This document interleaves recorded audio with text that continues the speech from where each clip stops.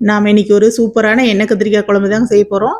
அதுக்கு ஒரு வடை சட்டி அடுப்பில் வச்சுக்கிட்டு கொஞ்சம் கடலைப்பருப்பு, உளுந்தும் பருப்பு, கொஞ்சம் நிலக்கடலை பருப்பு, சீரகம், வெந்தயம் இது எல்லாத்தையும் நல்லா வறுத்து எடுத்துக்கலாங்க. அது கூடவே சின்ன துண்டு பட்டை, 2 கிராம்பு, கொஞ்சம் மல்லித்தூள், கொஞ்சம் மஞ்சள் தூள், ஒரு 2 ஸ்பூன் தேங்காய் துருவல் இதையும் சேர்த்து வறுத்து வச்சுக்கலாங்க. அது ஆறிக்கிட்டு இருக்கட்டும். இன்னொரு கடாய் அடுப்பில் வச்சுக்கிட்டு கொஞ்சம் எண்ணெய் உண்டுனா ஊற்றிட்டு கடுகு சேர்த்துக்கலாங்க. கடுகு நல்லா பொரிஞ்சு வந்தோடனே கொஞ்சம் வெங்காயம் சேர்த்துக்கலாம். கொஞ்சம் பூண்டும் நான் சேர்த்துக்கிறேங்க. பூண்டு பிடிக்காதவங்க விட்டுறலாம். இப்போ நம்ம பிஞ்சு கத்திரிக்காயை எடுத்து அப்படியே நாளாக வகுந்து வச்சுருக்குறோம். அது எண்ணெயில் பொரிச்சு எடுக்கிறனால எடுத்துக்கலாங்க. இப்போ நம்ம அப்படியே சேர்த்துறோங்க. அந்த எண்ணெயில் நல்லா வதங்கி வரணும். எண்ணெய் இதுக்கு எல்லா கத்திரிக்காய் கூடயும் கோட்டிங்க வர மாதிரி வதங்கி வரணும்.